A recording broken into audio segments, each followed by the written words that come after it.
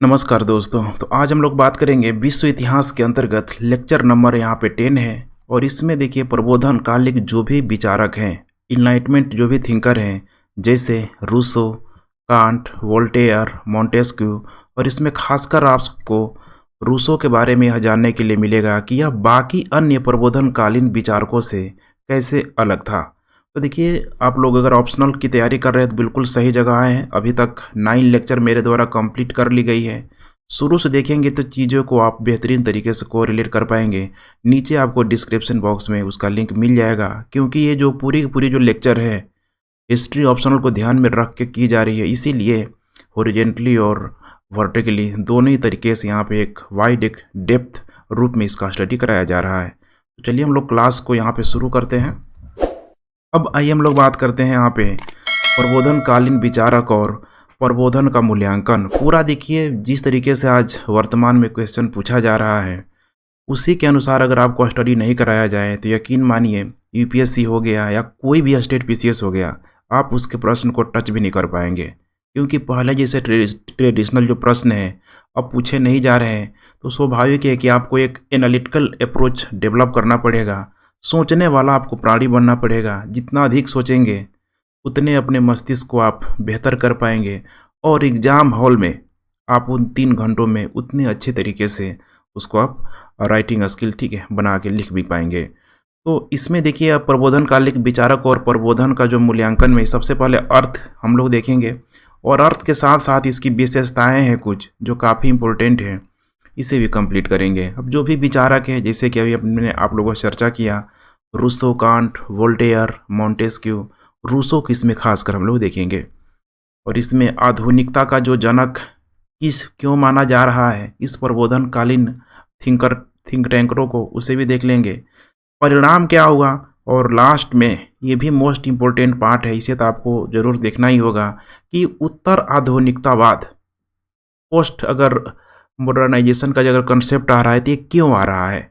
तो अभी तक आप देखिए, चीज़ों को समझने का प्रयास कीजिए कि पुनर्जागरण, जब भी यहाँ पे पुनर्जागरण का जो काल था, इसमें मैंने आप लोगों को बताया भी था, इस पुनर्जागरण काल में बेसिकली हुआ कुछ नहीं था, बल्कि जो भी प्राचीन ग्रीक हो गया, प्राचीन लैटिन हो गया, उन सारे ही साहित्यों को, जिसको एक क्लासिकल साहित्य बोला गया, इस पुनर्जागरण के काल में उसका स्टडी किया गया। और इसमें अब यह महसूस किया गया कि राजा की जो शक्ति होगी बिल्कुल ही यहाँ पे मोनार्ची व्यवस्था पे होगी। राजतंत्रात्मक व्यवस्था को मजबूत करना है, और उसको मजबूत करने का ही मतलब है कि जो भी सामंतवादी व्यवस्था है, चर्च व्यवस्था है, उसको यहाँ पे कमज़ोर करना पड़ेगा। और ये जो चर्च व्यवस्था है, सामंतवादी व्यवस्था है, अगर उस समाज में अगर देखा जाए तो उस व्यावसायिक क्रांति से एक मध्य वर्ग का विकास हो गया था। अब वो मध्य वर्ग और शासक बिल्कुल ही यहाँ पे एक दूसरे के सपोर्ट करते हुए नजर आ रहे हैं।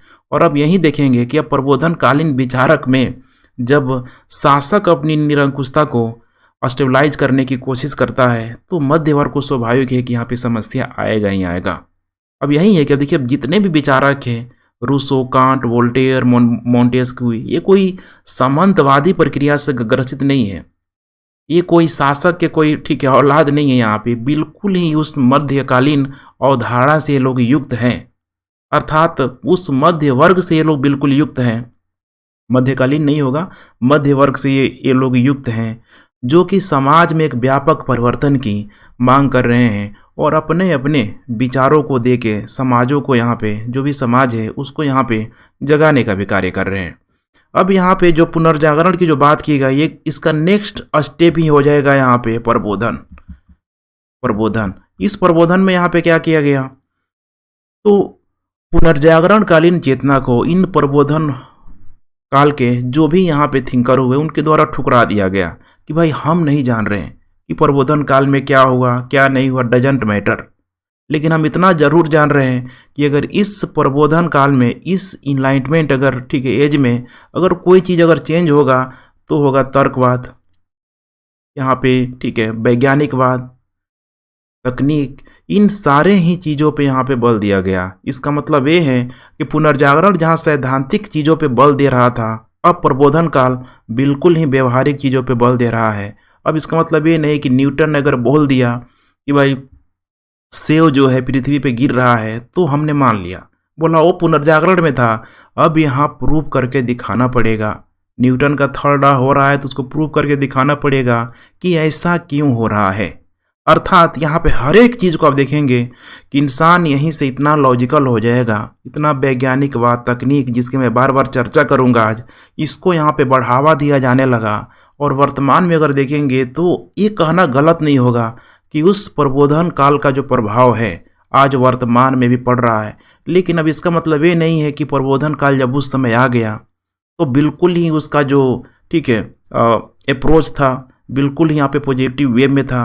देखिए, काम हमेशा अच्छे के लिए किया जाता है, लेकिन इंसान क्या होता है कि हमेशा ही ठीक है उसका कुछ गलत ना माने उसका गलत ना गलत कुछ निष्कर्ष यहाँ पे निकाल लेता है। और इसमें हम लोग देखेंगे कि इस प्रबोधन का भी अगर आप देखेंगे इन ए फ्यूचर या फिर आज भी जो यहाँ पे हो रहा है तो उसका कुछ गलत इफेक्ट भी हमारे समाज में पड़ा है, खासकर जब इतना वैज्ञानिकवाद तकनीक को लेकर यहाँ पे बात किया गया है। तो चलिए अब थोड़ा सा हम लोग शुरू से देखने की कोशिश करते हैं। काफ़ी लंबा चौड़ा डायमेंशन है तो स्वाभाविक सी बात है कि आपको थोड़ा टाइम भी देना पड़ेगा, लेकिन एक एक चीज़ें मैं आप लोगों को यहाँ पे क्रिस्टल की क्लियर कर दूंगा। अब यहाँ पे देखिए बात की जा रही है सबसे पहले अर्थ की कि इसका अर्थ क्या होगा। अब यहाँ पे देखिए आपको बना बनाया कोई अर्थ नहीं लिखना है, बिल्कुल ही आपको ठीक है मैं बार बार बोल रहा हूँ सोचने वाला प्राणी बनना है। सोचना है कि वाकई में इसमें क्या परिवर्तन हुआ, क्योंकि जब भी आप एग्जाम हॉल में आंसर राइटिंग करने बैठेंगे रट के वहाँ पे आप लिख नहीं सकते हैं। फाइनली आपको ठीक है वहीं यूपीएससी में एक प्रश्न में 9-10 मिनट भी टाइम मिलता है और उस 9-10 मिनट में आपको 150 से 200 शब्दों में अगर प्रश्नों को हैंडल करना है तो स्वाभाविक सी बात है कि उतना टाइम आपको नहीं मिलेगा। तो आपका जो एनालिटिकल जो अप्रोच है अभी आप जितना समझेंगे उतना आपको वहाँ पे मदद मिलेगी। अब प्रबोधन का मतलब देखिए यहाँ पे बिल्कुल ही ठीक है विद्वानों का एक ऐसा समूह है जो सोचने का एक खास अंदाज रखता हो और यहाँ पे विभिन्न दृष्टिकोण रखता हो। अब एक खास अंदाज क्या होगा, ये जैसे जैसे समय यहाँ पे अब बीतता जाएगा निकलता जाएगा वो खास अंदाज के बारे में भी आपको पता लगेगा। क्योंकि यहाँ पे प्रबोधन को हम सिर्फ और सिर्फ विज्ञान और तर्कवाद पे बांध नहीं सकते हैं, क्योंकि इसमें एक ऐसा विचारधारा को लेकर प्रस्तुत करता है रूसो जो वैज्ञानिक और तर्कवाद से परे होता है। वो अलग ही इस प्रबोधन कालीन युग में ऐसी विचारधाराएं देता है जो आज भी वर्तमान में मौजूद है। हमारे अंदर आपके अंदर देखेंगे तो रूसो कहीं ना कहीं मौजूद है, तो उसको हम लोग सीखेंगे। इसका मतलब कि अब सिर्फ और सिर्फ जो इनलाइटमेंट जो एरा है वैज्ञानिकवाद तर्कवाद है तो ऐसा कहना पूरी तरीके से सही नहीं होगा। मैंने एक खास अंदाज रखता हो और उसका क्या हो विभिन्न दृष्टिकोण हो एनालिटिकल अप्रोच हो, वैसा ही जो लोग हैं प्रबोधन है ठीक है उनका नाम होगा। नेक्स्ट यहाँ पे देखिए अर्थ, एक आइडियल अर्थ ठीक है डिफिनीशन के रूप में आप यहाँ पे देख सकते हैं कि पुनर्जागरण कालीन तार्किक एवं वैज्ञानिक खोज के द्वारा पुनर्जागरण कालीन तार्किक एवं वैज्ञानिक खोज के द्वारा धीरे धीरे उसका निरंतर विकास होते गया और जो परंपरा चल रही थी लगभग 14वीं 15वीं या फिर 16वीं शताब्दी तक आते आते अब देखिए वो 18वीं सदी में आके मैच्योरिटी अर्थात परिपक्वता को प्राप्त कर लिया। तो परिपक्वता को प्राप्त कर लिया कैसे, तो देखिए वही खेल है यहाँ पे कि जब थ्योरी आएगा उसका फिर अप्लाई भी किया जाएगा। तो यही है कि पुनर्जागरण कालीन में यहाँ पे जस्ट वहाँ पे जो ज़्यादा जो बल था सैद्धांतिक चीज़ों पे बल दिया जा रहा था, उस सामंतवादी व्यवस्था को उस चर्च व्यवस्था को ख़त्म करने के लिए सैद्धांतिक चीज़ों पे वही मैं बार बार मैं जिक्र करूँगा कि क्लासिकल कला और साहित्य पे जो बल दिया गया पुनर्जागरण अगर देखें तो वहीं तक आपको सीमित होता हुआ दिखाई देगा। लेकिन आगे आगे चीज़ें बदलने लगी, बहुत सारे थिंक टैंकर और ये जो मध्य वर्ग का जो उदय हुआ इसने एक वैचारिक आयाम को ठीक है प्रदान किया, समाज को आईना दिखाने का काम किया और यही है यहाँ पे प्रबोधन काल। अब इतना आसान नहीं था उसके लिए आईना दिखाना। आप देखेंगे कि एक समय के बाद धीरे धीरे जो शासक हैं चर्च व्यवस्था है वो सामंतवादी व्यवस्था है, खासकर फ्रांस के समाज में उस पुनर्जागरण के समय धीरे धीरे लोग अलग हुआ था।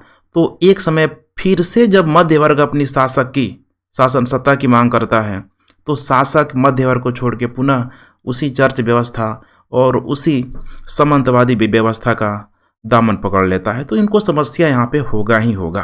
इसमें किया क्या गया, तो वैज्ञानिक खोज बहुत तेजी से किया गया। वैज्ञानिक खोज में देखिए ऑलरेडी पहले से दिशा सूचक यंत्र, कंपास जैसे यंत्रों का प्रयोग किया गया।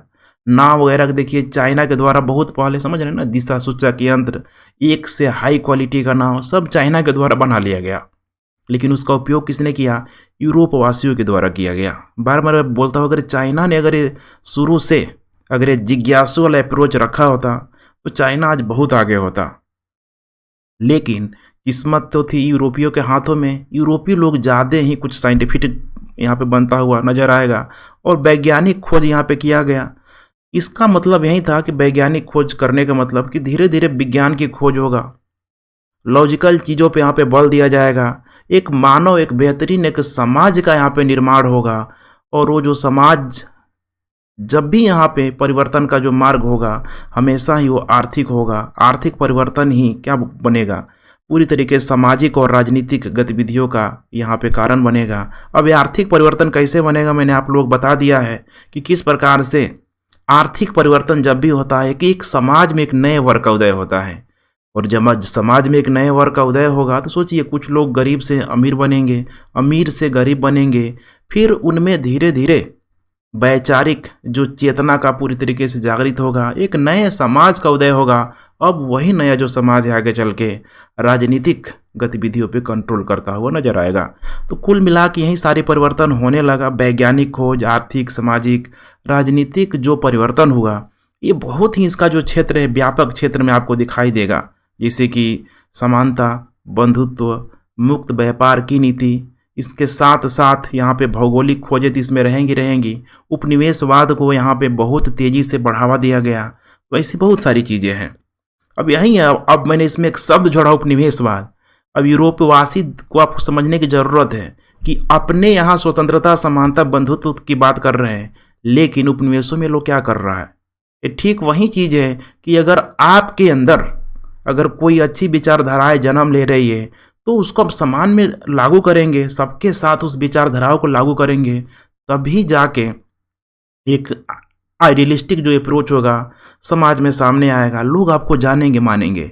लेकिन यूरोप वासियों के द्वारा किया जा रहा था कि अपने यहाँ स्वतंत्रता, समानता, बंधुत्वता, धर्म को ख़त्म करो, यानी धार्मिक जो प्रथा थी उसको कमजोर करो। प्रोटेस्टेंट, कैथोलिक चल रहा था, सामंतवादी व्यवस्था को डैमेज करना था, शासक की शक्ति को सीमित करना था। लेकिन वो लोग कर क्या रहा है, उपनिवेशों में देखिए उपनिवेश बना रहा है।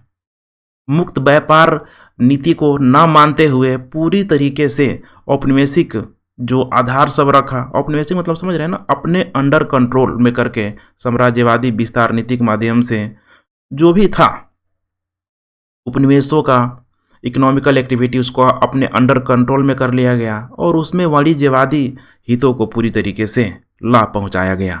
तो यही है देखिए यूरोप वासियों को दोहरी नीति इस पुनर्जागरण और प्रबोधनकालीन समय में आपको पूरी तरीके से दिखाई देगा। तो ये सब बातें मैं चर्चा इसीलिए करता हूँ ताकि आप जब इधर मैं जब आपको पढ़ाऊँ इंडियन हिस्ट्री, खासकर मॉडर्न हिस्ट्री, वहाँ पे आपका जो संकीर्ण मानसिकता को उसमें आप परिचय नहीं दीजिए, बल्कि हमेशा अपने दिमाग को खोल कर बैठे कि उस समय क्या चल रहा था, क्योंकि इसी का इम्पैक्ट आपको भारत में पड़ता हुआ नजर आएगा।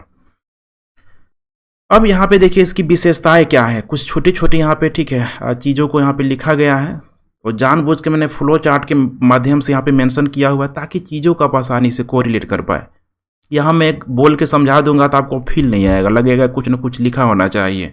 अदरवाइज देखिए लेक्चर वही होता है जो सामने मैं बोलूँ और आप उसको समझ जाए। लेकिन खैर देखिए यहाँ पे ज्ञान को विज्ञान से जोड़ना, ज्ञान को विज्ञान से जोड़ना, क्योंकि इस ज्ञान का जो अप्रोच होगा बिल्कुल ही थियोरेटिकल अप्रोच होगा। और जब विज्ञान आ गया अर्थात प्रैक्टिकल चीज़ों पे यहाँ पे जोड़ दिया गया, इसका मतलब कि आपको पीछे जाना पड़ेगा कि अभी तक देखिए मध्यकाल में क्या चल रहा था। मध्यकाल में बोला गया कि सृष्टि ईश्वर द्वारा निर्मित किया गया है, सृष्टि ईश्वर द्वारा निर्मित किया गया है। तो भाई पूछा मध्य वर्ग ने, या फिर उसमें मध्य वर्ग का इतना डेवलपमेंट भी नहीं था कि भाई कैसे किया गया है, बोलो भाई मान लो, चर्च व्यवस्था यही बोल रहा था मान लो। प्रश्न पूछने की वहाँ पे किसी की बहुत अधिक हिम्मत भी नहीं होती थी। अर्थात इसको मानव द्वारा नहीं जाना जा सकता है पूरी तरीके से। देखिए मानव द्वारा भाई कि तुम बताओ ईश्वर को तुम जानने चले हो, ऐसा थोड़े होगा। तो मानव द्वारा तुम्हारे द्वारा यहाँ पर नहीं जाना जाएगा। इसको कैसे जाना जाएगा? तो पवित्र पुस्तक के माध्यम से जाना जाएगा। और इस पवित्र पुस्तक का जो रखवाला वही चर्च व्यवस्था हर एक क्षेत्र में मौजूद थी।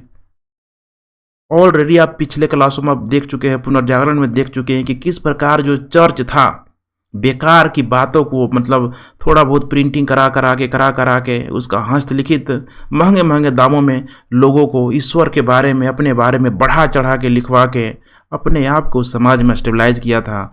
और शासक मूक दर्शक बना हुआ था, क्योंकि शासक के अंडर कंट्रोल में वो धार्मिक व्यवस्था मौजूद नहीं थी, बल्कि धर्म के अंतर्गत शासक यहाँ पे मौजूद था।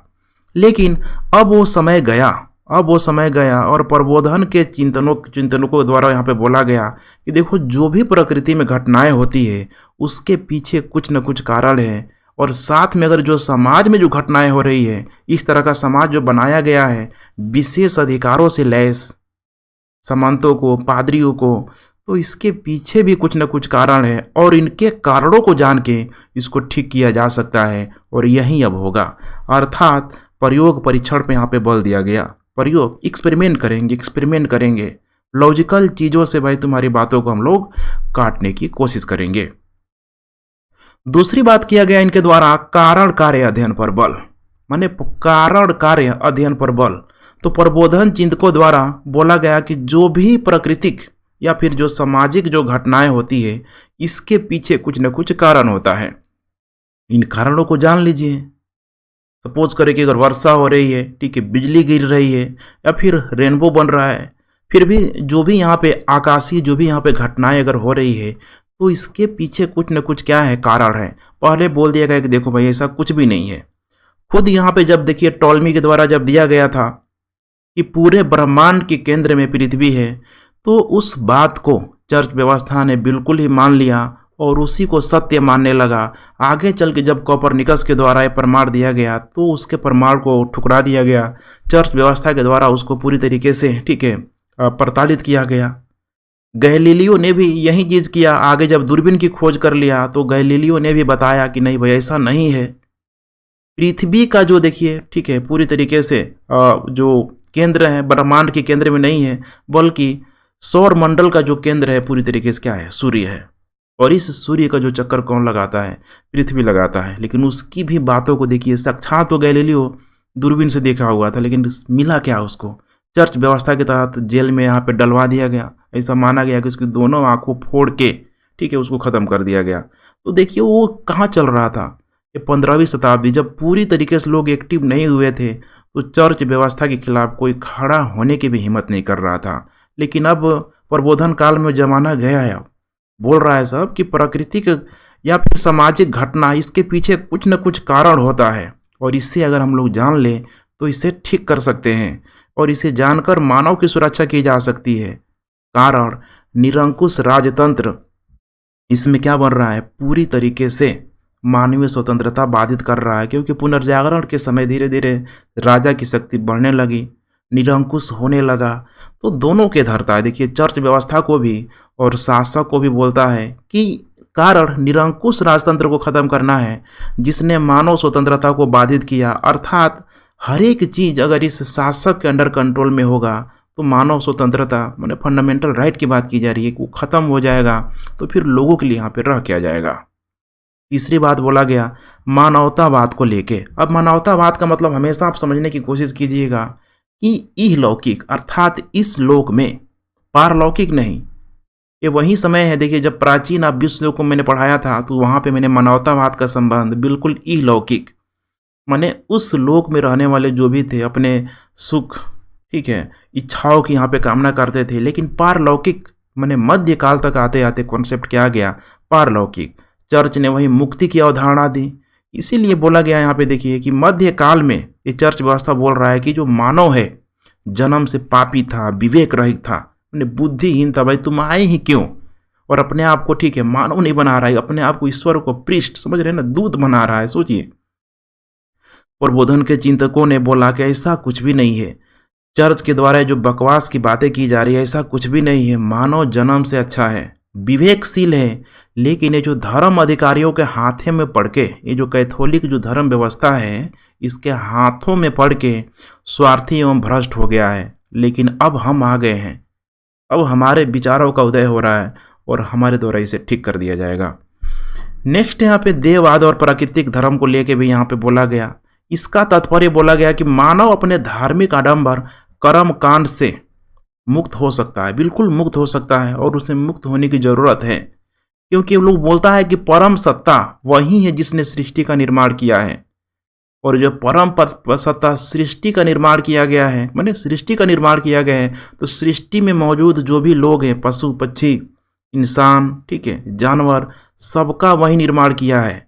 और वो जीवों के प्रति सहृदयता रखता है, करुणा का भाव रखता है। ठीक उसी तरीके से ये लोग बताने की कोशिश कर रहे हैं। जैसे घड़ी और घड़ी साज का एग्जाम्पल में काफ़ी आप लोग दे चुका हूँ कि घड़ी जो है, देखिए घड़ी का निर्माण वो घड़ी साज करता है, और जब घड़ी साज निर्माण कर देगा तो जिसको भाई वो घड़ी दे देगा, डिपेंड उस पर करता है कि कैसे वो घड़ी को चलाएगा। पानी में डाल देगा, फोड़ देगा तो समय थोड़े बताएगा। ठीक उसी प्रकार से इस प्रकृति को, इस संसार को ईश्वर ने बनाया है, लेकिन बना के पूरी तरीके से इसको, ठीक है, यहाँ पे मौजूद लोगों को यहाँ पे सौंप दिया गया है कि अब उस प्रकृति को, उस संसार को ये लोग कैसे चलाते हैं, और इसी में आडंबर युक्त को ला के पूरी तरीके से इसे ख़त्म कर दिया गया है। तो अब आए हैं, हमारी लॉजिकल जो चीज़ें हैं इसको ठीक करने का प्रयास करेगी। इसीलिए बोला गया, देखिए यहाँ पे, परंतु संचालन जो होगा मानव पे यहाँ पे निर्भर करेगा। तो कुछ विशेषताएं हैं, इतना से आपको क्रिस्टल क्लियर हो गया होगा कि आखिर ये प्रबोधन काल में इतना बड़ा परिवर्तन है क्या है। अब आइए हम लोग बात करते हैं यहाँ पे रूसो, ठीक है, जैन जैकिन्स रूसो पूरा नाम है, बहुत ही इंपॉर्टेंट विचारक है, इसको आपको समझना पड़ेगा। देखिए पूरी तरीके से जो रूसो है, वैज्ञानिक और तर्कवाद तकनीक को एकदम किनारे कर देता है, और रूसो बोलता है कि मन की बात सुनो, प्रकृति से इंसानों की रूसो तुलना करेगा कि देखो जिस तरीके से प्रकृति स्वतंत्र है, इंसानों को भी स्वतंत्र होना चाहिए। इसे, ठीक है, भोग विलास के लाइफ में, भौतिकवादी लाइफ में नहीं पड़ना चाहिए। भौतिकवादी जिंदगी समझ रहे हैं ना, मैंने ऐशो आराम की ज़िंदगी, साइकिल मिला तो लगेगा कि भाई मोटरसाइकिल ले ले, 4 व्हीलर ले ले, लगेगा कि चार्टर प्लेन ले ले। तो ये भोग विलास लाइफ है। इंसान को जितना हो सके, ठीक है, यहाँ पे अपने आप को बिल्कुल ही इन सारे चीज़ों से मुक्त होके बिल्कुल मन एकदम स्वच्छ फ्रेश लाइफ जीना चाहिए। ठीक, देखिए यहाँ पे जैसे बुद्ध की विचारधाराएं हैं, अगर आप लोगों ने पढ़ा होगा तो उनमें 4 आर्य सत्य में ये भी था, दुख है तो दुख का कारण है, और दुख का कारण क्या था, तृष्णा, इच्छाओं को मारो, तभी जाके तुमको मोक्ष मिलेगा। तो खैर रूसो तो मोक्ष की तरफ नहीं जा रहा है, लेकिन ये स्वतंत्रता की तरफ है, अपनी बातों को यहाँ पे इंडिकेट कर रहा है, इमोशन पे यहाँ पे बल दे रहा है। उस बर्बरतापूर्ण लाइफ पे, मैंने बर्बरतापूर्ण लाइफ मतलब ये नहीं है, ठीक है, एक क्रिस मूवी आया था, आप लोगों को ध्यान होगा, क्रिस मूवी आप लोगों ने देखा होगा। तो किस प्रकार से जो, ठीक है, हीरो होता है ऋतिक रोशन, शुरू में देखिए वो कितना प्रकृति के निकट रहता है, जानवरों से घुलना मिलना, मतलब जो उसके अंदर मौजूद है वो उसके आंखों में दिखाई दे रहा है। लेकिन आगे चल के वो भोग विलास के लाइफ में पड़ गया, बाहर जब शहरों में गया तो वहाँ का जीवन ही दूसरा है, स्वार्थपूर्ण लाइफ, हर व्यक्ति गला काट, जो प्रतियोगिता यहाँ पे चल रही है उसके अंदर, ठीक है, अगर आपने इस मूवी को देखा होगा जरूर आपको समझ में आ रहा होगा कि भाव क्या है। तो रूसो यहाँ पे वहाँ पे उस लाइफ को इंडिकेट करता है जब वो रियल रूप में जानवरों के साथ रहता है, अपनी इमोशन को, ठीक है, दबाने की कोशिश नहीं करता, हमेशा खुश रहता है, मस्त रहता है। लेकिन जैसे बाहर गया, देखिए कैसे वो, ठीक है, जकड़ गया। तो यहाँ पे इसीलिए रूसो का प्रबोधनकालीन विचारकों में देखेंगे तो नाम बड़ा इंपॉर्टेंट हो जाता है, और जब नाम इंपॉर्टेंट हो जाएगा, विचारधाराएं इसकी इंपॉर्टेंट हो जाएगी, तो एग्जाम क्या करेगा, पूछ लेगा। इसीलिए आपको इसको ठीक ही समझना चाहिए। देखिए प्रबोधन के कुछ विचारों को इसने पूरी तरीके से स्वीकार कर दिया कि भाई जाओ, हम नहीं मान रहे हैं। और प्रबोधन का विचार किस पे था, विज्ञान, तर्कवाद, ठीक है, इन्हीं सारे चीज़ों पे था। और इसीलिए बोला गया कि यह अपने युग से काफ़ी आगे का दृष्टिकोण रखता है, और 18वीं सदी का जो रूसो है, समकालीन लेखकों को, जो भी उसके समय लेखक थे, जैसे कि कांट हो गया, मोंटेस्क्यू, वोल्टेयर, ठीक है, ऐसे बहुत सारे नाम हैं। इन लेखकों को इसकी विचारों से चुनौती मिलती है और यकीन मानिए ये जो रूसो है, मैंने बताया था, आज भी देखिए अगर आपका मस्तिष्क और आपका जो दिल जिसको इमोशन से अगर जोड़ा जाता है तो देखिए कितने उधेड़ू बन की स्थिति आ जाती है। अभी क्या लग रहा होगा, एक समय के बाद आपको लगेगा इतना मेहनत कर रहे हैं भाई आईएएस बनने के लिए, लगेगा कि तो सब छोड़ दो भाई, ठीक है, क्या रखा है दुनिया में। जब आप फिलॉसफी पढ़ने लगेंगे, कुछ विचारकों को आप जानने लगेंगे तो लगेगा कि दुनिया में क्या है, फिर आईएएस बन जाएंगे, सब मोह माया का लाइफ है। इसका मतलब कि आप भी अपने इमोशन को कंट्रोल नहीं कर पा रहे हैं, और जब इमोशन को कंट्रोल नहीं पा रहे हैं और इमोशन के साथ आप बहते हैं तो उसमें आपको रियल जो हैप्पीनेस होती है, रियल जो खुशी मिलती है वो खुशी मिलती है। आत्मिक जिसको सुख बोला जाता है वो मिलता है। दिमाग के साथ जाएंगे तो फिर दिमाग बार बार आपको रोकने का प्रयास करेगा, भौतिकवादी सुखों की तरफ इंडिकेट करेगा, तार्किक वैज्ञानिकतावाद को यहाँ पे इंडिकेट करेगा, और रूसो उसी का विरोध करता है। रूसो आगे देखेंगे अभी चल के, वैज्ञानिकवाद तार्किकतावाद को ये सीधे नकार देगा कि सब बेकार की चीज़ें हैं। विज्ञान को भी नकारेगा कि जो भी आज के समय में तकनीक वैज्ञानिक चीज़ों का विकास हुआ ये दिया क्या है समाज को, सब ये भ्रष्ट कर दिया। तो थोड़ा सा इसको यहाँ पर हमें समझने की ज़रूरत है। यही ये प्रमुख विचारक, जन्म तो हुआ था इसका स्विट्जरलैंड में, लेकिन इसकी जो मृत्यु हुई फ्रांस में, और फ्रांस के नाम से ही यहाँ पे जाना गया। देख पा रहे हैं 1712 से लेकर 1778 तक, ठीक है, ठीक ठाक जिया है, इतना भी अधिक नहीं जिया है। रूसो का चिंतन बहुत ध्यान से समझिएगा। पहला चिंतन है यहाँ पे प्राकृतिक पर बल। किस पे बल? प्राकृतिक पर बल। बार बार देखिए बोल रहा है प्रकृति पे बल दे रहा है, अर्थात प्रकृति पे किसी का कोई कंट्रोल नहीं है, किसी का कोई वश नहीं है। इंसान अभी कितना भी चाह ले प्रकृति के साथ कुछ नहीं कर सकता है। प्रकृति के साथ खिलवाड़ करता है इंसान तो प्रकृति दंड भी देती है। इतनी सारी आपदाएं क्या है यहाँ पे, भूकंप, ज्वालामुखी, ठीक है, इसके अलावा पर्यावरणीय संकट, जलवायु परिवर्तन, तो ऐसे बहुत सारे फैक्टर हैं। लेकिन यहाँ पर जो रूसो बातें कर रहा है कि प्रकृति पर बल देते हुए मानव स्वतंत्रता पर बल देता है कि जैसे प्रकृति स्वतंत्र है मानव भी उसी तरीके से स्वतंत्र होना चाहिए। प्रकृति की तरह मानव भी जन्म से स्वतंत्र है, जब से इंसान पैदा लिया, ठीक है, फ्री, एकदम स्वतंत्र है, उसको कोई समस्या ही नहीं है। लेकिन ऐसा हुआ नहीं, क्योंकि हर एक जो मनुष्य है अपने भौतिकवादी भोग विलास लाइफ से, अपने सगे संबंधियों से पूरी तरीके से जकड़ गया है, और ऐसे जकड़ गया है कि अब वो धीरे धीरे धीरे धीरे वो दुख के दलदल में उसकी आत्मिक चैन, आत्मिक सुख सब खत्म होते जा रहा है। और बोलता है कि भाई इससे आप छुटकारा पा सकते हैं, सारे मोह माया बंधनों से मुक्त होके भाई तुम कहाँ चल लौट आओ, प्रकृति की तरफ लौट आओ। तो देखिए उसकी कुछ जो विचार हैं थोड़ा सा आपको बुद्ध से इंस्पायर होता हुआ आपको नज़र आएगा, खासकर कुछ बिंदुओं पे। अब यहाँ पे क्वेश्चन को कोरिलेट कर सकता है, या फिर जब आप आंसर राइटिंग करने चले तो बुद्ध का भी जिक्र करेंगे तो बाकियों से आपका आंसर राइटिंग बेहतर होगा। क्योंकि आंसर राइटिंग क्या है, जितने ही आप उसमें कंटेंट डालेंगे उतना आपका आंसर राइटिंग, ठीक है, ज़्यादा बेहतर होगा। दूसरी बात की जा रही है यहाँ पे असमानता पर बल। असमानता पे बल देते हुए बोल रहा है कि देखो भाई, ठीक है, एक तो होती है प्राकृतिक असमानता। प्राकृतिक असमानता का मतलब यहाँ पे जैसे कि जैविक, ठीक है, हो सकता है कोई फिजिकल हैंडीकैप ही पैदा हो, कोई जन्म से ही अंधा हो, कलर हो गया, कोई गोरा है, कारा है, गेहुआ है, तो बोलता है कि ये तो प्राकृतिक असमानता, इसको ठीक नहीं किया जा सकता है। लेकिन वो भी तो एक इंसान है, तुम भी एक इंसान हो, तो भाई साथ में रहने से यहाँ पे क्या दिक्कत है? साथ में रहो, धूमधाम से रहो, कोई समस्या नहीं है। ये प्राकृतिक असमानता जो है बताते हैं, कोशिश करते हैं कि रियल में कोई, ठीक है, ये असमानता है ही नहीं, बल्कि ये भी एक समानता को इंडिकेट कर रहा है। लेकिन ये जो सामाजिक असमानता है, धर्म, जाति, लिंग, ठीक है, माने लिंग तो खैर प्राकृतिक असमानता में आएगा, लेकिन धर्म जाति को लेकर बोल रहा है, अमीर गरीब को बोल रहा है, ये तो मनुष्यों ने पैदा किया है, इसको तो ठीक किया जा सकता है।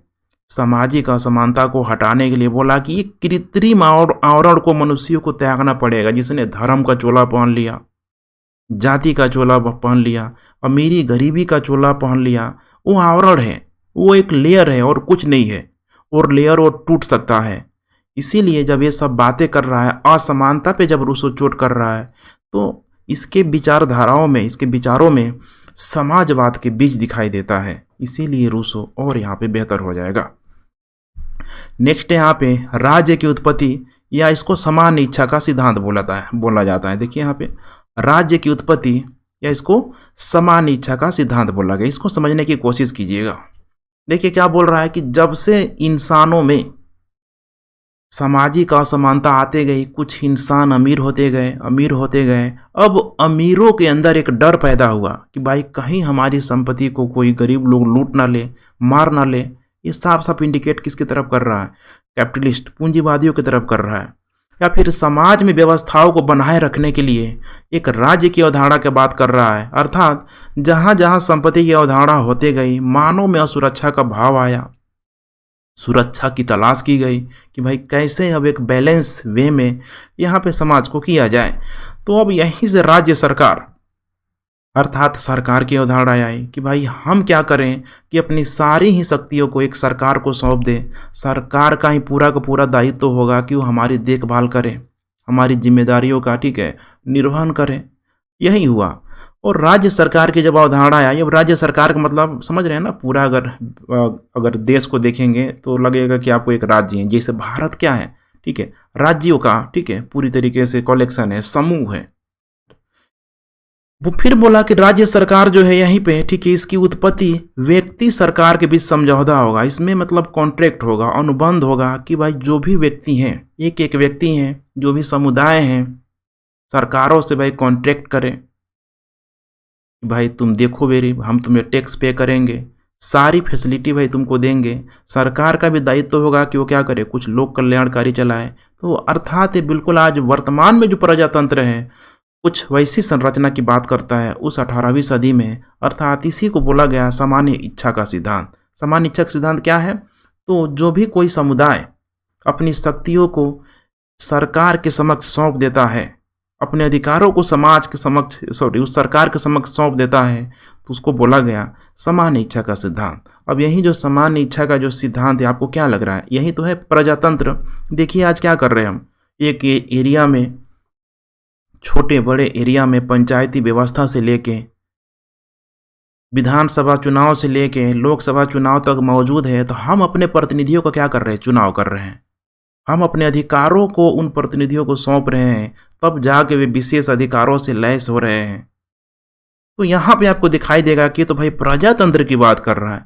प्रजातंत्र के यहाँ पे इसके विचारों में बीज देखा, मतलब बीज यहाँ पे लगेगा कि बोता हुआ यहाँ पे दिखाई दे रहा है।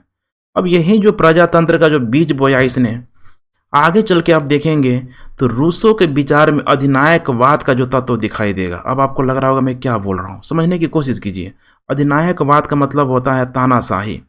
अब यहाँ आपको समझने की कोशिश करना है यह कि देखिए समान इच्छा का सिद्धांत तो आप समझ गए कि हर एक मनुष्य, हर एक समुदाय वर्ग के लोग जब अपनी अधिकारों को एक सरकार में सौंप देते हैं, तो अब सरकार क्या करेगी भाई? उनकी देखभाल करेगी, जो भी लॉ एंड ऑर्डर को यहाँ पे मेंटेन करेगी। तो इसीलिए यहाँ पे रूसो बोलता है कि देखो, दो प्रकार का कल्याणकारी योजना होता है, उत्कृष्ट कल्याणकारी योजना और एक होता है निकृष्ट कल्याणकारी योजना।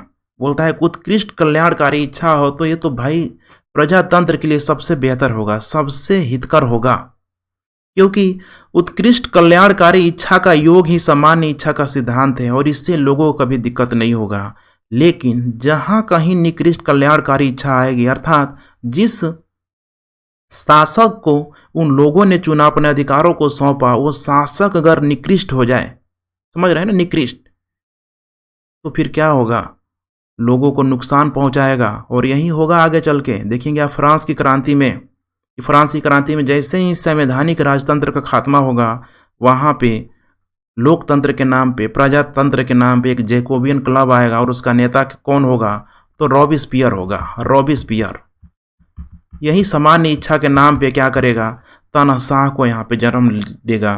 तो इसीलिए लोग बोलते हैं कि देखो रूसो के विचार में समाजवाद भी देखा, प्रजातंत्र भी देखा, लेकिन यहाँ पे तो तानाशाही का भी विचार देख रहा है। तो ध्यान रखिए, रूसो ने कभी भी तानाशाही की बात नहीं किया, बल्कि ये तो उसकी विकृत व्याख्या है, ये कमज़ोर व्याख्या है जो आगे चल के उस रॉबेस्पियर के द्वारा निकाला गया। जब रॉबेस्पियर के साथ, ठीक है, जब उसको जुर्म क्या बोलते हैं कि जब उसको सज़ा देने की बात आए तो उसने रूसों का नाम लिया कि भाई मैंने रूसों के विचारों से क्या किया, प्रेरित होके इसको अपनाया सामान्य इच्छा के सिद्धांत के नाम पे। अब यही है, उत्कृष्ट और निकृष्ट कोई शासक में क्या नापने की कोई मशीन है कि आप नाप सकते हैं? अभी आप एक विधायक को, एमपी एमएलए को अगर आप चुनते हैं, क्या आप नाप के देख सकते हैं कि भाई वो उसकी विचारधारा कैसी उत्कृष्ट है, निकृष्ट है? तो इसको, ठीक है, करना बड़ा ही मुश्किल है। और इसीलिए रूसों के विचार में थोड़ा अधिनायकवाद का जो तत्व है, आपको टिप्पणी वगैरह में इसको करना होगा, ठीक है, और इसको बैलेंस करने की आपको, ठीक है, कोशिश भी करनी होगी। तो इसको हम लोग इतना रहने देते हैं। अब आइए नेक्स्ट बात करता है विज्ञान की। विज्ञान को बताने की कोशिश करता है, बिल्कुल आज के संदर्भ में समझने की कोशिश कीजिए कि विज्ञान को असमानता के कारण माना। आज भी देखिए विज्ञान, अब लग रहा है क्या बोल रहा है, बिल्कुल सही बोल रहा हूँ, ठीक है। आज भी देखिए एक से एक, एलोन मस्क का नाम सुनिए, ठीक है, जेफ बेजोस का नाम सुनिए, इसके अलावा, ठीक है, आपका आप क्या बोलते हैं कि माइक्रोसॉफ्ट वाला बिल गेट्स का नाम सुनिए। मैंने जो भी सारी बड़ी बड़ी कंपनियां हैं, किसके बल पे है? विज्ञान पे बल है, मैंने विज्ञान पे बल है, विज्ञान के बल पर है, और यही असमानता को इंडिकेट कर रहा है। अभी दुनिया की 19% जो कंपनी है, यही बड़े बड़े जो भी सॉफ्टवेयर इंजीनियर है, टेक्निकल फील्ड है, इन्हीं के पास क्या है, मौजूद है। तो असमानता का सूचक है। और बोलता है कि विज्ञान और कला ये दोनों मिल के क्या किया है, तो धन का संकेंद्रण कर दिया है। अब कला, क्रिकेट, फुटबॉल, आज वर्तमान में सोचिए, सब क्या है, धन का संकेंद्रण हो रहा है। और धन का संकेंद्रण हो रहा है तो इससे समाज में एक असमानता आ रही है। सोचिए अगर आप फेसबुक चला रहे हैं, गूगल, व्हाट्सएप चला रहे हैं, यूट्यूब चला रहे हैं, तो आपका जो लाइफ है बिल्कुल ब्लॉक हो जाएगा, आप समाज से कटने लगेंगे। पहले लोग क्या बोलते थे, जो भी दादा लोग बोलते हैं अभी भी, कि पहले किसी का हाल चाल पूछना होता था, मार्केट में लोग जाते थे, एक दूसरे से मिलते थे, बातें करते थे। आज क्या हो रहा है, आज तो सारा चीज़ ऑनलाइन अवेलेबल है। व्यक्ति, ठीक है, व्हाट्सएप में पूछ रहा है क्या हो, कैसे हो, क्या वो फीलिंग आएगी आपके अंदर, वो कभी नहीं आ सकती है फिजिकली यहाँ पे, ठीक है, इन टू इंड यहाँ पे आपको कांटेक्ट में रहना होगा, समझना होगा चीज़ों को। तो उस चीज़ खत्म हो जा रहा है। इसीलिए बोल रहा है कि समाज से क्या हो रहा है, लोग कट जा रहा है। और इसका जो भी फायदा है सरकार तथा ताकतवर लोग यहाँ पे उठा ले रहे हैं और मज़ा मार रहे हैं सब। देखिए क्या ये रूसों का आर्गुमेंट वर्तमान समय में सही दिखाई नहीं दे रहा है, लेकिन थोड़ा इसकी हमें समीक्षा करना पड़ेगा कि रूसों ने जो बोला, आंख मूंद के हम लोग इसको नहीं मान सकते हैं। ठीक है, विज्ञान का केवल, ठीक है, विज्ञान उत्तरदायी है, यह कहना कहाँ तक सही है? ये तो ठीक वही चीज़ हो गया कि भाई घड़ी बना के दे दिया, घड़ी साज ने घड़ी बना के दे दिया, डिपेंड करता है तुम पे, विज्ञान आ गया। अब विज्ञान का तुम कैसे प्रयोग कर रहे हो, पॉजिटिव वे में, निगेटिव वे में, मायने रखता है। परमाणु बम बनाओ, हाइड्रोजन बम बनाओ, दुनिया का विनाश ही होगा। इससे अच्छा है कि उस एनर्जी का उपयोग अगर, ठीक है, हो सकता है कि हम ऊर्जा के फील्ड में करें तो ये मानव कल्याण के लिए बेहतर होगा। तो यही आपको समझने की कोशिश करना है कि इसका मायने रखता है कि किस तरीके से इसका उपयोग किया जा रहा है। और यहाँ पे जो विज्ञान है बचाव का रास्ता भी तैयार करता है कि अगर ये सरकार और ताकतवर के लिए ये फायदेमंद साबित हो रहा है तो इससे नीचे के लोग भी आरटीआई लगा सकते हैं। आरटीआई के साथ साथ कोई भी चीज़ अगर हो रहा है, देखिए अचानक अभी डोनाल्ड ट्रंप का, ठीक है, ट्विटर अकाउंट ब्लॉक कर दिया गया। तो ऐसा नहीं है कि इसको आपको थोड़ा एनालिटिकल जो अप्रोच है आपको इसमें शामिल करना होगा, दिखाना होगा, थोड़ा सा आपको काम करना पड़ेगा। अब इसका प्रभाव क्या हुआ बताने की कोशिश कर रहा है कि मानव स्वतंत्रता, मानव अधिकार को ये बढ़ावा देता हुआ नजर आ रहा है। बार बार फंडामेंटल राइट, स्वतंत्रता की तरफ चलो, फ्री होके रहो, प्रजातंत्र, समाजवाद की बात कर रहा है। रूढ़िवादी व्यवस्था पे देखिए चोट करते हुए नजर आ रहा है। किस पे? रूढ़िवादी व्यवस्था पे चोट करते हुए नजर आ रहा है। स्वतंत्रता, समानता, बंधुत्व की बात कर रहा है कि हर कोई स्वतंत्र है, हर कोई समान है, हर कोई भाईचारे के दृष्टिकोण से युक्त है। और यही हाल है, देखिए यहाँ पे थोड़ा हट जा रहा हूँ। फ्रांस की क्रांति का इसने क्या दिया, नारा दिया। फ्रांस की क्रांति का नारा क्या है? स्वतंत्रता, समानता, बंधुत्व, जो अमेरिकी क्रांति से प्रेरित होगी। और यहाँ पे स्वतंत्रता, समानता, बंधुत्व के नाम पे एक आदर्श समाज की बात कहेगी। और फ्रांस की जो राजतंत्रात्मक व्यवस्था है देखेंगे तो धीरे धीरे वो हटना शुरू हो जाएगी, संवैधानिक राजतंत्र में आ जाएगा, फिर धीरे धीरे गणतंत्र में आ जाएगा और उसके बाद से नेपोलियन वहाँ पे पूरी तरीके से कायम हो जाएगा। तो बिल्कुल देखिए चीज़ें को रिलेट है एक दूसरे से, बिल्कुल यहाँ पे लगा हुआ है। और ये सब टॉपिक देखिए ना, होता क्या है कि ये पुनर्जागरण और प्रबोधन का जो टॉपिक बहुत ही मतलब एक उच्च लेवल का टॉपिक है। इसीलिए वर्ल्ड हिस्ट्री आप शुरू में अगर इन दोनों टॉपिक पे अगर आप कमांड कर लेते हैं तो बाकी वर्ल्ड हिस्ट्री में ज़्यादा कुछ नहीं बच पाता है। आसानी से कहानी मैं आपको सुना दूंगा, आपके दिमाग में छप जाएगा, एग्जाम में आप लोग लिख देंगे।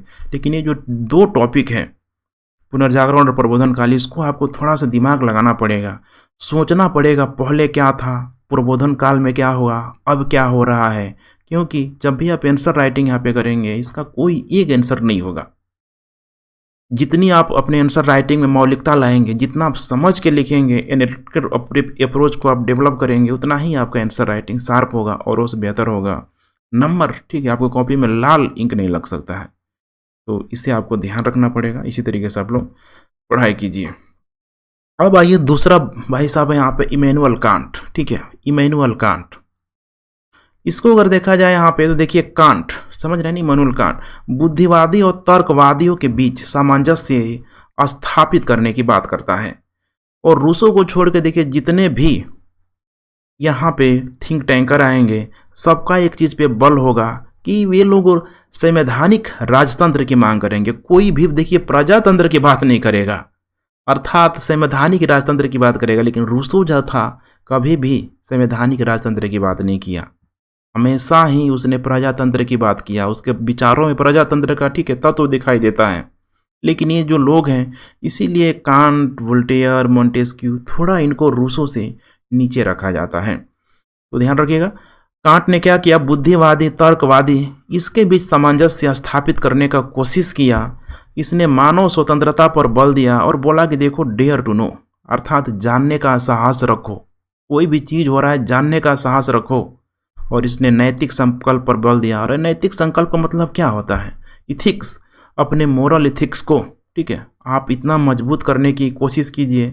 भाई है तो भाई होने कर्तव्य निभाए, माता है तो माता होने कर्तव्य निभाए, पिता है तो पिता होने कर्तव्य निभाए। जैसे अशोक बोलता है ना कि भाई ये नैतिक संकल्प पे अशोक बल देते हुए नजर आएगा। भारत के संदर्भ में बात कर रहा हूँ कि किस प्रकार से बोलेगा कि समाज में मौजूद सभी लोग अपने अपने दायित्वों का निर्वहन करें, अपने अपने एथिक्स, अपने नैतिक कर्तव्यों की निर्वहन करने की बात करता है। और यहाँ भी तो देखिए कुछ इसी टाइप का बोलता हुआ दिखाई देगा इमैनुअल कांट। टाइम पीरियड देख सकते हैं 1724 से लेकर 1804 के बीच। जन्म मृत्यु दोनों ही इसका जर्मनी में हुआ है। नैतिक संकल्प बोल रहा है कि इस नैतिक संकल्प को अब अपना के दूसरे को नुकसान को यहाँ पे ना पहुँचाना।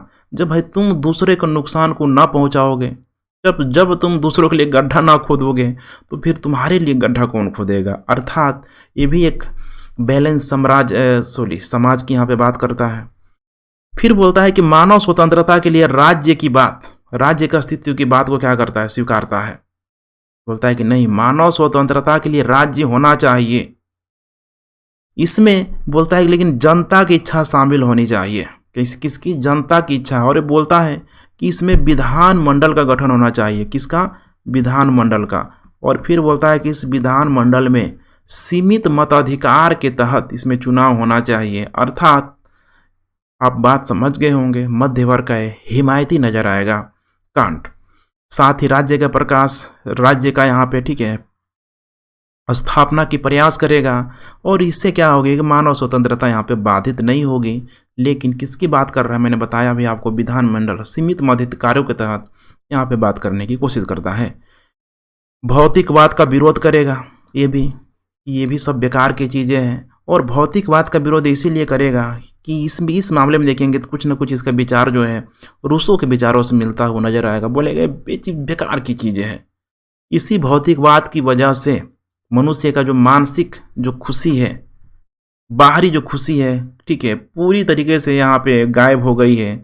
और जब ऐसा हो गया है तो कुछ होगा, आत्मिक शक्ति का समर्थन करता है कि भाई यहाँ तुम करो ठीक है, आत्मा पे मतलब आत्मा को खुश रखने का काम करो, 2 ही वक्त की रोटी खाओ, अपने जो भी भौतिक डिमांड है उसको कम करो, लेकिन खुश रहो, मस्त रहो। तुम्हारी आत्मा खुश रहेगी तो तुम्हारी मन भी क्या रहेगा, खुश रहेगा। लेकिन आज देखिए वर्तमान में क्या हो रहा है, कौन आत्मा की बात सुन रहा है।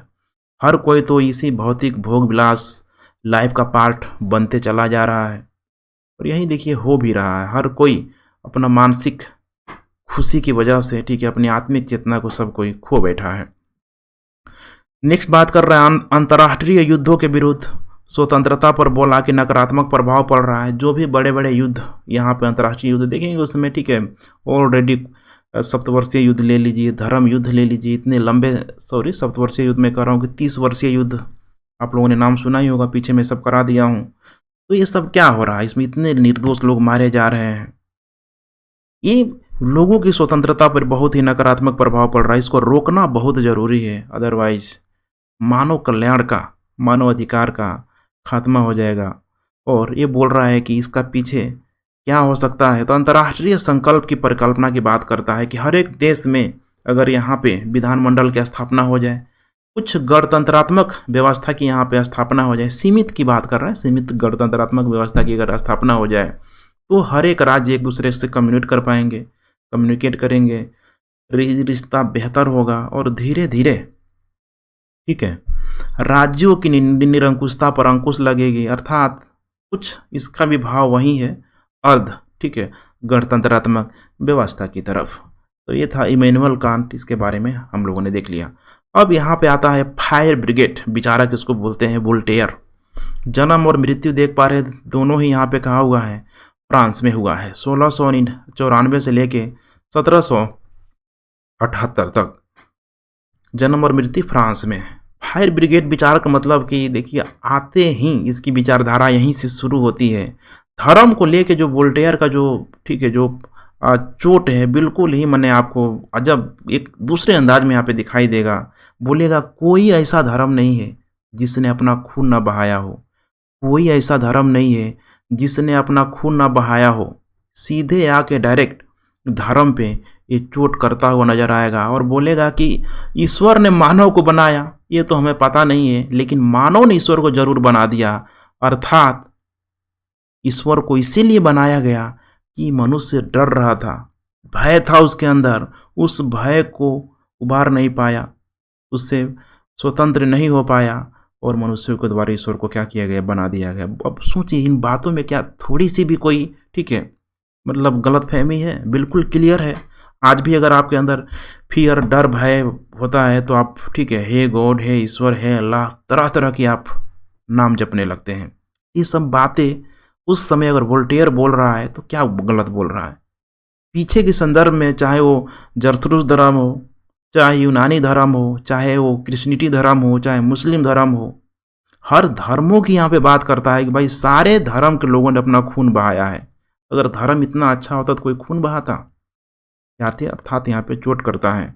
बोला मानवीय स्वतंत्रता का पक्ष लेते हुए बोला, उसने तत्कालीन व्यवस्था पे चोट किया और बोला एक ही ईसाई तो बचा था, उसको भी सूली में चढ़ा दिया गया। अब याद है ना आपको, एक ही ईसाई बचा था। अर्थात जो यीशु मसीह थे, ईसा थे, वो यहूदी धर्म को मानते थे, लेकिन उस यहूदी धर्म को मानने वाले व्यक्ति को आज तो खैर भगवान हो गए हैं, एक वो भी एक समय साधारण इंसान हुआ करते थे, जो जेरूसलम के आसपास, वेल्थम में जिनका जन्म हुआ था, आसपास की गलियों में घूमते थे। उनकी सामाजिक प्रतिष्ठा को देख के रोमन साम्राज्य के शासकों को भी समस्या हुई। खुद यहूदी धर्म में जो एक ईश्वरवाद की जो वहाँ पे परंपरा थी, एक ही ईश्वर को मानने वाली परंपरा थी, वहाँ के लोगों को उनसे समस्या हुई और फाइनली दोनों के द्वारा, ठीक है, उनको सूली पे चढ़ा दिया गया। इसे तो इसमें हाथ होता है रोमन साम्राज्य का।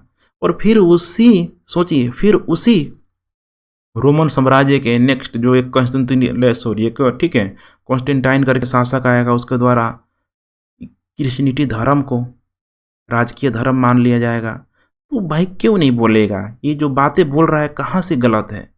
एक ही ईसाई बचा था और उसको भी क्या कर लिया गया, सूली में चढ़ा दिया गया। इसने निरंकुश राजतंत्र पे चोट किया कि ये सब बेकार की चीज़ें हैं। लोगों का शोषण का कारण बन रहा है। अब ध्यान रखिएगा, अब यहाँ पे धीरे धीरे धीरे धीरे ठीक है 1694 से 1778 के बीच लगभग 17वीं से 18वीं सदी की बात की जा रही है। अर्थात शासक अपनी शक्ति को बढ़ाने के लिए पूरी तरीके से तैयार है। और उस फ्रांस के समाज में देखेंगे तो शासक, चर्च और सामंत तीनों एक हो चुका है। व्यक्ति के स्वतंत्रता के महत्वता की इसने बात की, राजतंत्र की सीमित ठीक है शक्ति को सीमित करने की बात की कि भाई व्यक्ति का स्वतंत्रता तभी यह बेहतर हो पाएगा जब राज्य की शक्ति को कम किया जाएगा। अर्थात ये संवैधानिक राजतंत्र का समर्थक था कि भाई संविधान लाओ, राजा है तो रहने दो, संविधान लाओ, कम से कम राजा ये तो नहीं बोलेगा कि हमारी इच्छा सर्वोपरि है। आगे देखेंगे लुई फोर्टी आएगा, फ्रांस का शासक, बोलेगा मैं ही ठीक है राज्य हूँ, मैं ही भगवान हूँ। तो भाई कम से कम वैसा ना हो।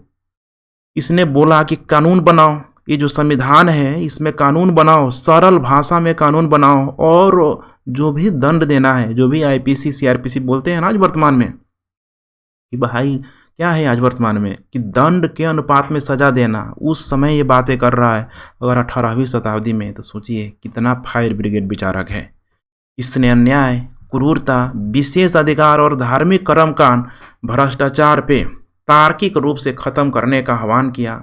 बोला गया कि हर चीज को बदल डालो जो बुरी है, मैंने हर बुरी दिखने वाली चीज, हर ही बुरी चीज होने वाली चीज को क्या करो, बदल डालो, खत्म करो। इसीलिए बोला गया कि 18वीं सदी का युग वोल्टेयर युग के नाम से जाना गया। तो एक ऐसे युग के नाम से इसको जाना गया जो युग खुद इसके लिए प्रबुद्ध नहीं था। इतना वैज्ञानिक सोच, इतना लॉजिकल सोच जो उस युग के लोगों को ठीक है पसंद नहीं आया शायद। खैर, अब आइए बात करते हैं यहाँ पे लास्ट थिंक टैंकर मोंटेस्क्यू के बारे में। यहाँ पे मोंटेस्क्यू फ्रांस का, वहीं पे जन्म मृत्यु उसका फ्रांस। इसने मानव अधिकार पे क्या दिया, बल दिया। मानव अधिकार पे ये भी बल दिया और बोला कि देखो इसको बचाए रखना है तो पावर को ठीक है सेपरेट करना बहुत ज़रूरी है। मैंने पावर ऑफ सेपरेशन का जो थ्योरी दिया यही मोंटेस्क्यू देगा। पावर ऑफ सेपरेशन मतलब समझ रहे हैं ना, विधायिका, कार्यपालिका, न्यायपालिका, जिसको आज क्या बोलते हैं विधायिका, लेजिस्लेटिव, कार्यपालिका, एग्जीक्यूटिव, और न्यायपालिका अर्थात यहाँ पे जुडिशरी को बोलता है कि सेपरेट करने की ज़रूरत है। पहले शासक एक होता था, सारी शक्ति उसी के हाथ में होती थी, अब जो बोले वो होता था। बोला कि नहीं, अब सेपरेट करो। और इसी के विचारों को देखिए अमेरिकी संविधान में लागू किया गया। जब अमेरिकी क्रांति 1776 में होगा और महज 2-3 साल के अंदर ही वहाँ का जब संविधान तैयार हो जाएगा, तो मोंटेस्क्यू के विचारों को वहाँ आज क्या है, प्रेसिडेंशियल सिस्टम है, अध्यक्षात्मक जो व्यवस्था है, बिल्कुल सेपरेट कर दिया गया। अब सोचिए भारत में क्या है, भारत में ना तो पूरी तरीके से संसदीय व्यवस्था है, ना पूरी तरीके से अध्यक्षात्मक व्यवस्था है, दोनों के बीच को ठीक है। चूँकि अब भारत में अधिकतर समय ब्रिटेन का कंट्रोल रहा है। ब्रिटेन में तो आपको यूनिटरी सिस्टम देखने के लिए मिल जाएगी, लेकिन दोनों के सामंजस्य को स्थापित करके भारत में बीच के मार्ग को अपनाया गया। इसीलिए बोला जाता है कि अधिकतर जो प्रणाली है भारत में देखेंगे तो बिल्कुल ही आपको संसदीय प्रणाली की तरफ झुकती हुई आपको नजर आएगी, जिसमें विधायिका के अंदर कार्यपालिका आपको कार्य करते हुए नजर आएगी। क्योंकि देखिए जो भी निर्वाचित सरकार होती है वो भी कार्यपालिका का ही रूप हो जाती है, और बाकी कार्यपालिका तो भारत के संदर्भ में अस्थाई और गैर अस्थाई है ही। जिस एग्ज़ाम के लिए आप लोग तैयारी कर रहे हैं आपको पता होना चाहिए कि आप एक अस्थाई कार्यपालिका के सदस्य होने वाले हैं। और गैर अस्थाई कार्यपालिका कौन है, तो वही लोग हैं सब ऊपर, समझ रहे हैं ना, जिसकी लाठी उसकी भैंस, जिसकी सरकार, प्रधानमंत्री, मंत्री, जितने भी मंत्री हैं सब।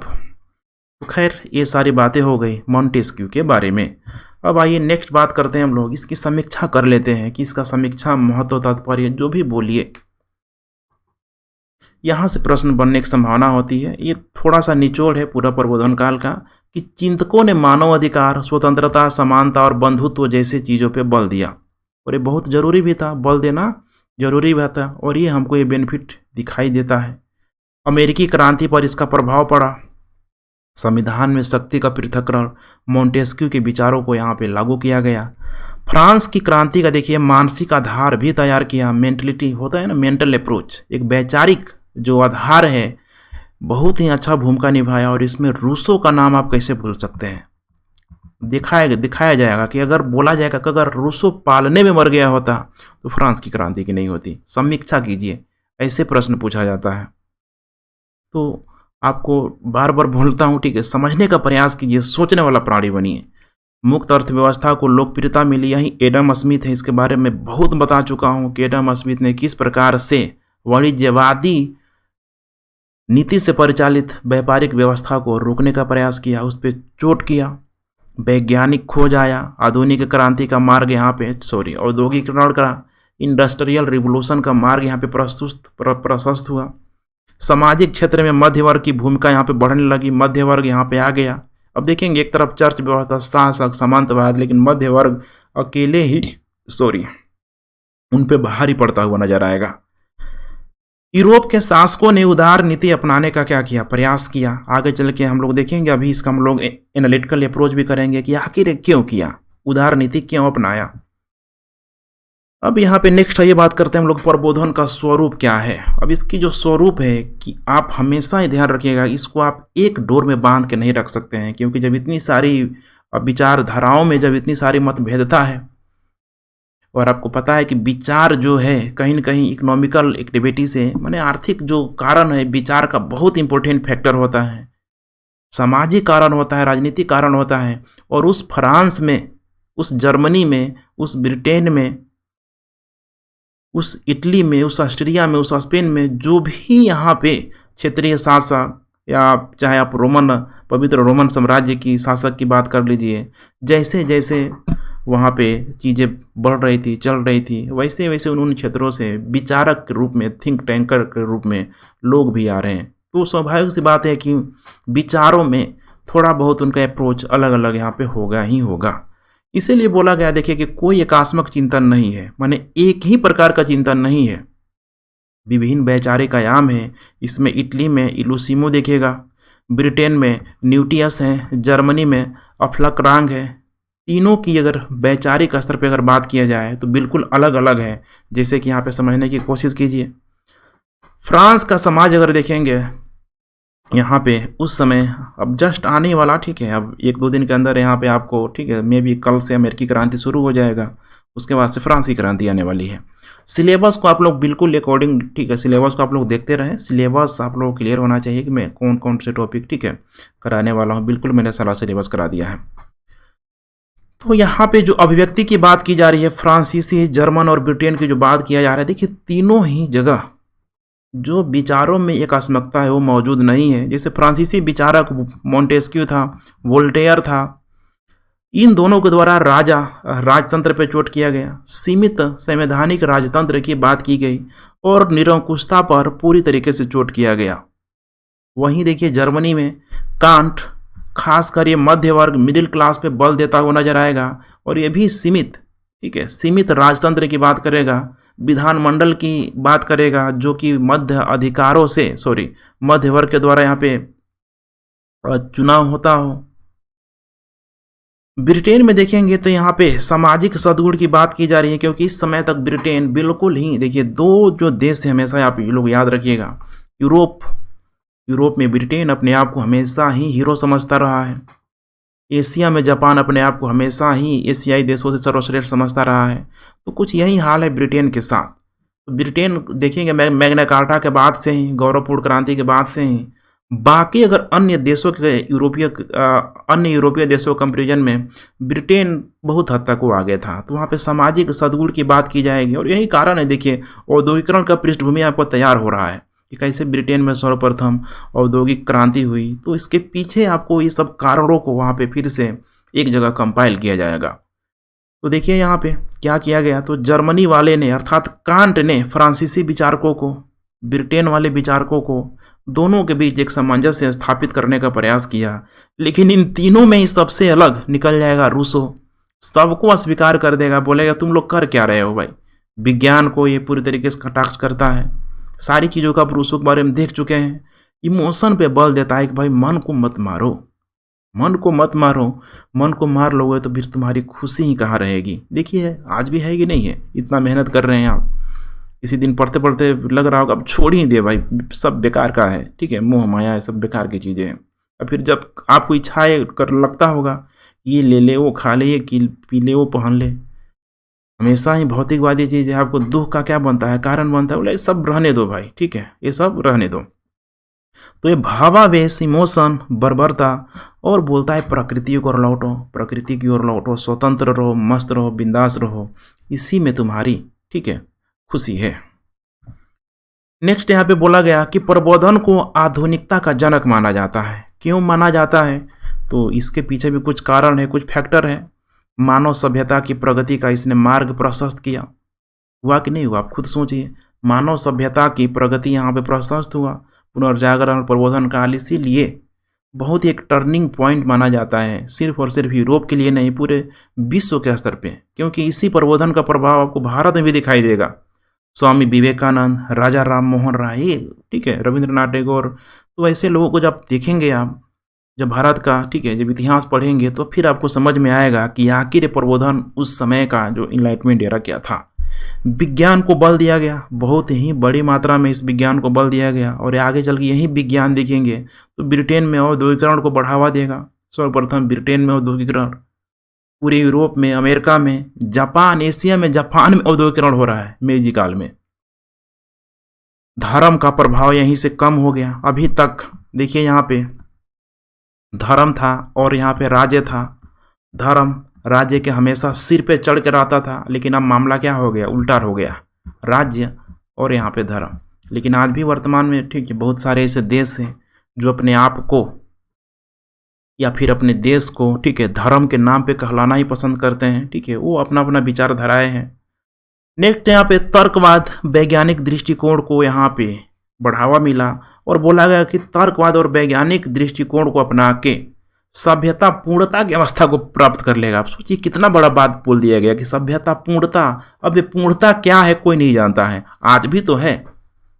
आदि मानव जब गुलेल चला के, परिक्षेपास्त्र अस्त्र चला के पशुओं को मारता था, छोटे मोटे नुकीले हथियारों को चला के मारता था, आग का जब खोज हो गया, सोचिए उस समय क्या विज्ञान से कम था? उसके बाद से पहिया की खोज, कृषि गतिविधियों की खोज, तांबे की खोज, टीन की खोज, लोहा की खोज, और उसके बाद से एक एक जो भी इन्वेंशन आज तक खोज हो रहा है, क्या आपको लग रहा है कि सभ्यता पूर्णता की अवस्था को प्राप्त कर लिया है? इसका अभी हम लोग एनालिसिस करेंगे, ठीक है। तो सभ्यता पूर्णता की अवस्था पे पहुंचा है कि नहीं पहुंचा है, इससे अभी हम लोग यहाँ पे देख लेते हैं। लेकिन सबसे पहले थोड़ा सा कुछ चीज़ों को आप देख लीजिए। प्रबुद्ध राजतंत्र, ठीक है, प्रबोधन काल में जब इस तरह के प्रश्न बन के आते हैं तो लगता है कि स्टूडेंट को लगता है कि हम तो पढ़े ही नहीं है। तो देखिए ये वहीं 18वीं सदी के विचारक से प्रभावित, अर्थात प्रबोधन कालीन थिंक टैंकरों से, उनके विचारों से प्रभावित होकर कुछ प्रबुद्ध शासकों ने, जैसे एक तरफ आपको दिखाई देगा इसी 18वीं सदी में कि मैं ही राज्य हूँ, लुई फोर्टीन के द्वारा बोला जाएगा। जब वहाँ पे फ्रांसी क्रांति हो जाएगी, जब मध्य वर्ग काफ़ी एक्टिव होने लगेगा, धीरे धीरे नेशनलिज्म को कॉन्सेप्ट भी आता जाएगा उसी फ्रांसीसी समाज से, खासकर नेपोलियन इसको फैलाएगा। तो देखिए ऐसा नहीं था। उस बढ़ते परिवर्तन के आधार पे अभी तक यूरोप में जितने शासक थे सारे निरंकुशता का भाव लिया था, लेकिन अब धीरे धीरे कुछ प्रबुद्ध शासकों ने एक प्रबुद्ध राजतंत्र की स्थापना करने का प्रयास किया। इसमें प्रसा का फ्रेडरिक द ग्रेट है, नाम आप जरूर मेंशन कर लीजिएगा, ऑस्ट्रिया का जोसेफ, रूस का कैथरीन सेकेंड, स्पेन के चार्ल्स थर्ड, ऐसे कुछ यूरोप के ऐसे शासक हुए जो अन्य शासकों से अलग हैं, जो अन्य शासक अपने स्वेच्छाचारी निरंकुश राजतंत्र पे बल दे रहे थे। तो ये सारे जो शासक थे, कुछ न कुछ आप देखेंगे तो लोक कल्याणकारी नीतियों को, अपनी प्रजा के लिए कुछ नीतियों को ये लोग अपनाते हुए नजर आएगा। अब क्यों आएगा, इसे आपको समझने का प्रयास करना है। यही अब थोड़ा सा मैंने बताया था आपको शुरू में कि उत्तर आधुनिकतावाद, इसको आपको समझना जरूरी है कि क्या है, क्योंकि यहाँ से भी प्रश्न बन जाता है कि उत्तर आधुनिकतावाद क्या है, आधुनिकता के संदर्भ में इसकी धारणा क्या है। तो थोड़ा सिंपल हो जाए, आधुनिकतावाद, अब क्या बोल दिया गया, पोस्ट, ठीक है, मॉडर्नाइजेशन। तो आधुनिकतावाद के बाद क्या आएगा, इसका अगला जो चरण होगा उत्तर आधुनिकतावाद, जिसे पुनर्जागरण का अगला चरण क्या था, प्रबोधन था। तो प्रबोधन का अगला चरण क्या होगा, ठीक है, उत्तर आधुनिकता, प्रबोधन का अगला चरण आधुनिकतावाद और आधुनिकतावाद का अगला चरण उत्तर आधुनिकतावाद।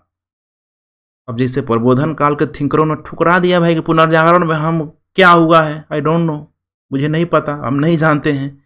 उसी तरीके से इस उत्तर आधुनिकतावाद की जब थिंक टैंकर आएंगे तो देखेंगे कि भाई आधुनिकतावाद में क्या था, ये लोग भाई क्यों हो हल्ला मचा रहा है, बोल रहा है कि विज्ञान और प्रगति ही संपूर्ण मनुष्य का विकास है, मानव सभ्यता का पूर्णता है, पूर्ण अवस्था है। थोड़ा देखते हैं क्या क्या हुआ है, तो यहाँ पर समझना है। यहाँ पे बोला गया आधुनिकता का दावा किया गया। कैसा दावा किया गया? आधुनिकता का दावा किया गया कि भाई तर्कवाद और वैज्ञानिक दृष्टिकोण ही क्या है, सभ्यता पूर्णता को प्राप्त कर लेगी। अब ये पूर्णता कोई नहीं जानता। अभी मैंने बताया आपको एग्जाम्पल, आदि मानव से ही अभी तक विज्ञान तर्कवाद, क्या पूर्णता आ गया? लेकिन देखिए यहाँ पे इनके द्वारा क्रिटिसाइज किया जा रहा है कि लेकिन इससे क्या हुआ, समस्याओं को सुलझाया नहीं गया, इससे समस्याएं बढ़ गई।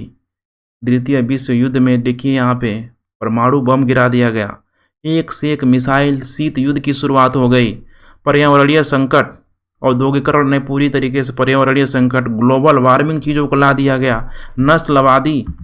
आज वर्तमान में जितनी समस्याएं अगर मौजूद है यहाँ पे, तो उसके पीछे यही तो है तर्कवाद और वैज्ञानिक दृष्टिकोण। और तुम लोग क्या बोल रहे हो भाई कि हमने सभ्यता को, ठीक है, पूर्णता के मार्ग पे ले गया। ये कहना कहाँ तक सही है?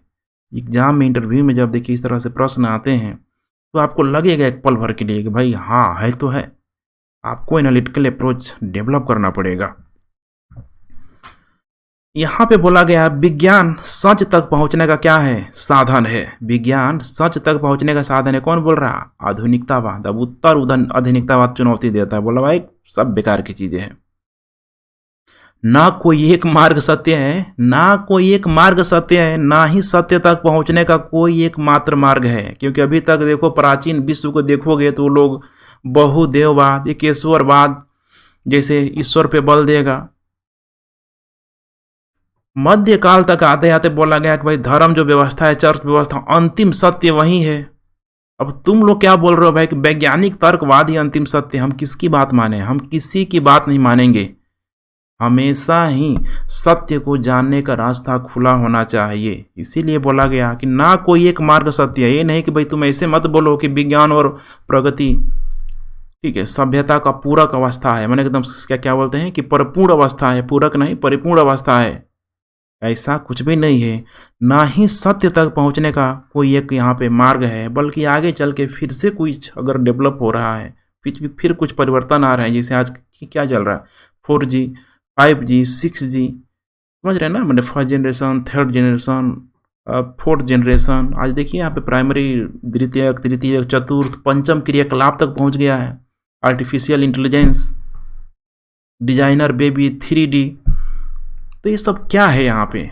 इसीलिए यहाँ पे वैज्ञानिक और तर्कवाद तक सीमित नहीं रहना है, बल्कि आगे क्या होगा, डेयर टू नो, है ना, जानने की इच्छा रखो, खेल देखते चलो, और आने वाली पीढ़ी इसकी क्या करेगी, एनालिटिकल अप्रोच करोगी, तब जाके तुमको समझ में आएगा कि प्रबोधन काल वाकई में क्या था और आज क्या हो गया। क्या पता कि प्रबोधन काल जो हुआ आज विज्ञान में, वही प्रबोधन काल के देन की वजह से कोई देश, उत्तर कोरिया जैसे देश, कोई अगर एक आध को बोलता है कि भाई हम हाइड्रोजन बम तक बना लिए हैं, वो तो फिर विनाश ही कर देगा पूरा।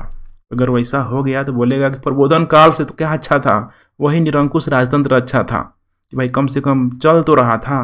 अब तो विनाश के मार्ग पे ले आया है। इतने सारे देशों के पास परमाणु हथियार आ गए, क्या पता किस दिन फूट जाए। तो हमेशा ही देखिए एग्जाम में, इंटरव्यू में, जब तक आप एक विस्तृत वे में मूल्यांकन अगर आप नहीं कर पा रहे हैं, सोचने वाला प्राणी बनना पड़ेगा, तभी आप मूल्यांकन पढ़ पाएंगे और अपने आंसर राइटिंग में मौलिकता को, ठीक है, दिखा पाएंगे। तो यही था, ठीक है।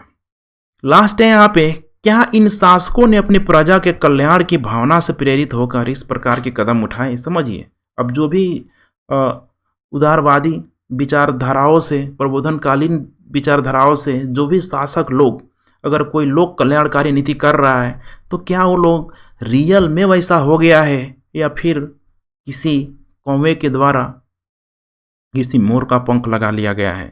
तो अब यहाँ पे बताना है आपको कि भाई ऐसा कुछ भी नहीं था। खुद एक निरंकुश शासक में अगर परिवर्तन आ रहा है तो इसका मतलब ये है, ठीक है, या ऐसा नहीं है कि उसका, ठीक है, हृदय परिवर्तन हो गया, ऐसा कुछ भी नहीं हुआ है। बल्कि अब वो डर रहा है उस मध्य वर्ग से कि अगर भाई हम कुछ ना कुछ इनके लिए कल्याणकारी योजना ना चला जाए तो भाई ये लोग भी हम पे अटैक कर देगा। फ्रांस की तरह मध्य वर्ग हमको क्या करेगा, हड़का देगा, निकाल देगा।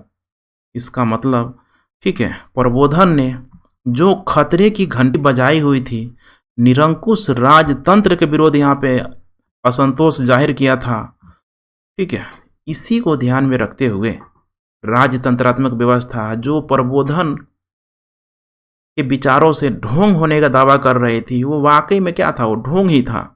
उनको लगा कि भाई हम नहीं चलाएंगे लोक कल्याणकारी नीतियाँ तो हमारे द्वारा, ठीक है, या फिर मध्य वर्ग के द्वारा हमारी गद्दी को, हमारी शासन सत्ता को छीन लिया जाएगा। और इसी क्रम में देखेंगे कि प्रसा का जो शासक होगा, ठीक है, बहुत सारी ठीक है छोटी छोटी झीलों को बनाएगा, कृषि योग्य भूमियों को बनवाएगा, कुछ लोक कल्याणकारी नीतियों को चलाएगा। इसका मतलब कि भाई निम्न वर्ग को, मध्य वर्ग को थोड़ा बहुत होता है ना, कुछ दे के अगर अपनी सत्ता बनी रहे तो भाई कुछ देने में हमें क्या हर्ज है। और ये आज यही चल रहा है हमारे इस लोकतांत्रिक व्यवस्था में। जब भी किसी की पार्टी या ये किसी की सरकार आएगी तो एक वर्ग जब भी उठेगा उसे कुछ न कुछ झुंझुना पकड़ा दिया जाएगा। तो ये चलते रहेगा। एक्टन ने, एक बहुत बड़ा विचारक है, एक्टन ने बोला, इसके पश्चाताप बताया कि भाई देखो ये लोग पश्चाताप कर रहे हैं। अगर ये लोग लोक कल्याणकारी नीतियाँ चला रहे थे, लोग पश्चाताप कर रहे हैं कि पहले गलत थे, हम अब सही हो गए हैं। लेकिन एक्टन क्या था, अब हम लोग मूल्यांकन कर सकते हैं, ये सरासर इसकी जो बातें हैं पूर्ण रूप से यहाँ पे सही नहीं है। क्योंकि जितना वो लोग कर रहे थे उस समय डर के मारी कर रहे थे कि भाई मिडिल वर्ग हम पे अटैक ना कर दें। तो चलिए फ्रेंड्स, बहुत ही अच्छे तरीके से, ठीक है, मैं अपना 100% देने की कोशिश कर रहा हूँ। आप लोग भी पूरा लेक्चर देखिए और कोई भी समस्या आ रही देखिए, ठीक है, आप कांटेक्ट कर सकते हैं, नीचे आप कमेंट कर सकते हैं, टेलीग्राम व्हाट्सएप आपको दिख रहा होगा। तो टेंशन नहीं लेना है बिल्कुल, आपको हिस्ट्री ऑप्शनल के लिए फ्री रहना है, ठीक है। और सारा मैं वर्ल्ड हिस्ट्री के साथ साथ पूरा इंडियन हिस्ट्री में कंप्लीट करूँगा। बशर्ते कि आप लोग, ठीक है, वीडियो को शेयर सब्सक्राइब लाइक करते रहें, क्योंकि आपका देखिए शेयर सब्सक्राइब लाइक ही हमारे लिए मोटिवेशन होता है इतना, ठीक है। कीमती जो भी लेक्चर है मेरे द्वारा आपको यहाँ पे प्रोवाइड कराया जा रहा है, तो बस मोटिवेशन के लिए आपको कुछ करना नहीं है, शेयर सब्सक्राइब लाइक जितना हो सके कीजिए ताकि मेरा मोटिवेशन बना रहे। कोई भी समस्या हो तो आप लोग कमेंट करें और टेलीग्राम व्हाट्सएप पे मैसेज कर सकते हैं। Thanks for watching. कल मिलते हैं एक नए लेक्चर के साथ, तब तक के लिए जय हिंद।